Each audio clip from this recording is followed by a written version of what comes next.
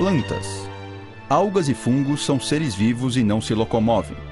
Talvez, por isso, a gente tende a imaginar que todos pertencem ao mesmo grupo.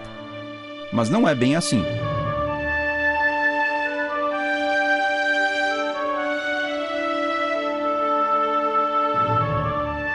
Cada um desses organismos pertence a um grupo distinto e possui características próprias. Mas que características são essas? As plantas estão em muitos lugares e fazem parte do nosso cotidiano. Parques, praças, jardins, matas. Até na nossa alimentação e nos medicamentos que usamos.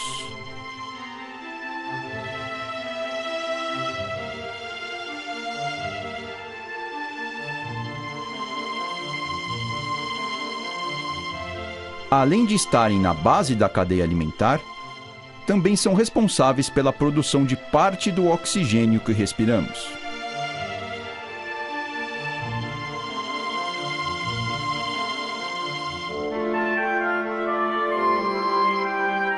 As plantas pertencem ao reino Plantae.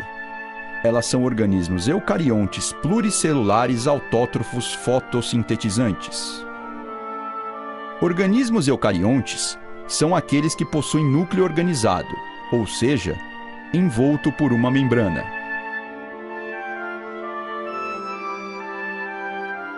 Os pluricelulares possuem muitas células, diferente dos unicelulares, que possuem apenas uma.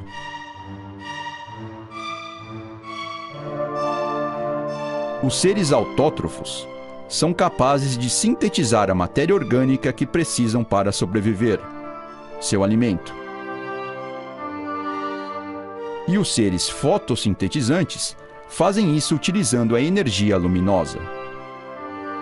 As plantas são capazes de fazer fotossíntese, porque algumas de suas células possuem clorofila, que é a substância responsável pela cor verde das plantas.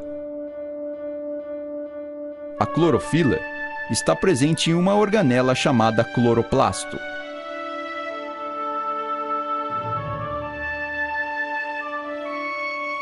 Outras características distinguem as células vegetais, como a presença de celulose na constituição de sua parede celular e o amido como substância de reserva.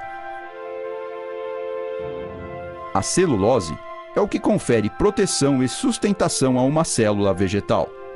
É ela também que torna um vegetal tão resistente à digestão dos animais que dele se alimentam.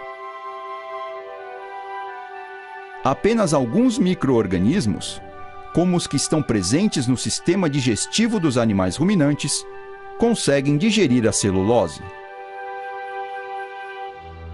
O corpo de uma planta é formado por raiz, caule e folhas. No caso das briófitas, grupo de plantas que está na base da história evolutiva do reino vegetal, fala-se em rizoide, cauloide e filoide. As briófitas são plantas muito pequenas, pois não possuem vasos condutores para o transporte rápido e de longas distâncias de água e de nutrientes, como possuem os demais grupos de plantas como as pteridófitas, gimnospermas e angiospermas.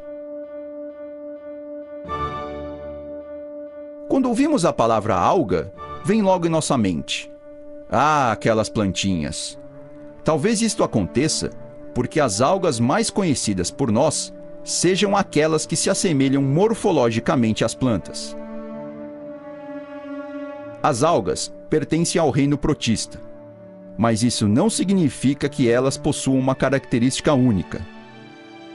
Elas habitam tanto ambientes terrestres úmidos quanto meios aquáticos, de água doce ou salgada. Possuem representantes tipicamente autótrofos fotossintetizantes e podem ser tanto unicelulares ou multicelulares. O corpo de uma alga multicelular é chamado de talo. Este tipo de alga são as mais conhecidas por nós, pois algumas delas fazem parte da culinária de muitos países, no Oriente principalmente. Entre as mais consumidas estão as algas pardas, que são usadas em molhos, sopas e carnes.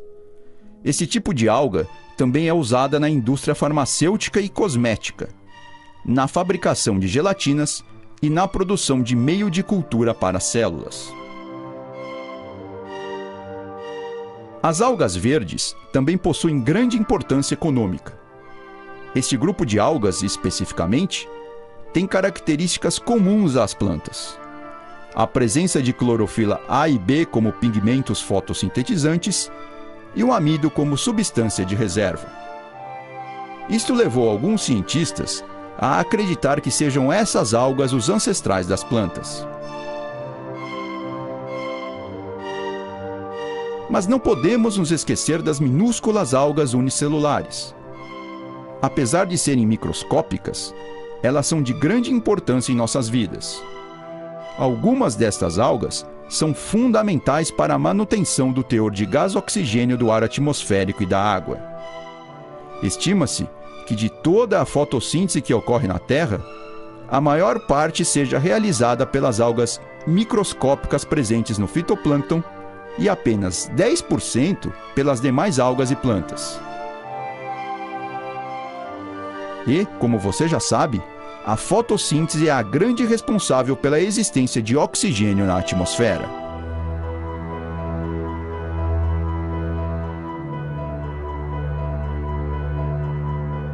Mas e os fungos?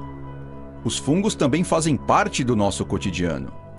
Naquele pão que esquecemos por alguns dias no armário, nas frutas deixadas na fruteira, nos alimentos esquecidos na geladeira ou até mesmo nas paredes e objetos úmidos.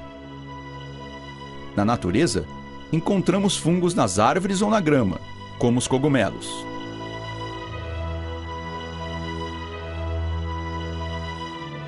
Mas existem ainda vários outros tipos. Aqueles que se juntam a algas, formando os líquens, os que se associam a raízes de plantas, originando as micorrizas. E também aqueles que são causadores de doenças em plantas, animais e inclusive nos seres humanos. Os fungos podem também ajudar na cura das doenças. Alguns desempenham um papel importantíssimo para a economia e para a medicina, como aqueles utilizados na produção de alimentos, bebidas e fármacos.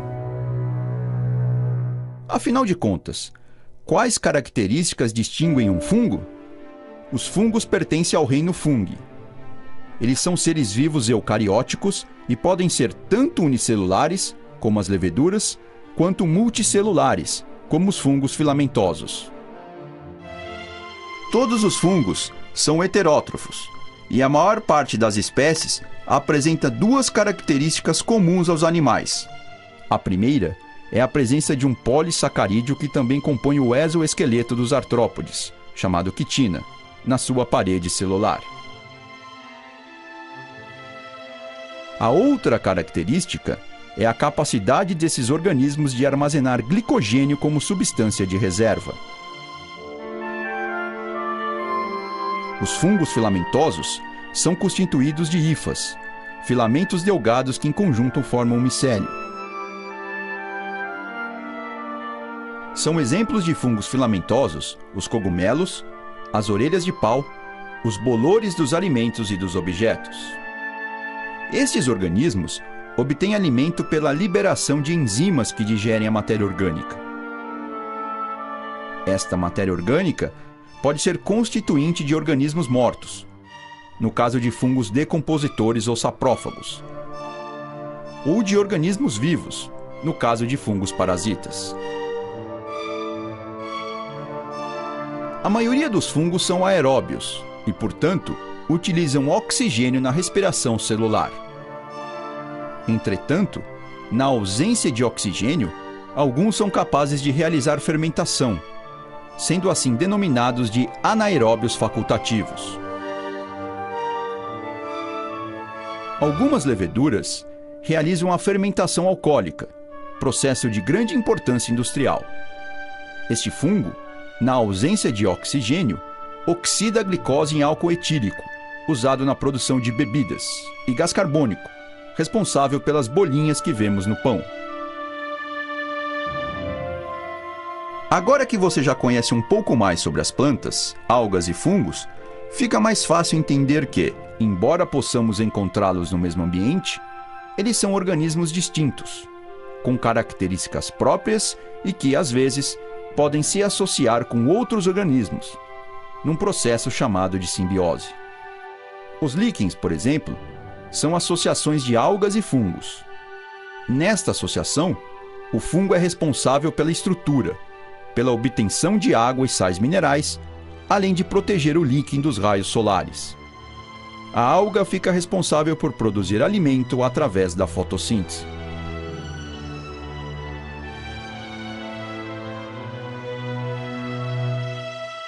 Existem também as micorrizas, que são associações de fungos com raízes de plantas. Nesta associação, os fungos absorvem água e nutrientes do solo, transferindo parte deles para a planta. A planta, por sua vez, oferece aos fungos os açúcares sintetizados na fotossíntese.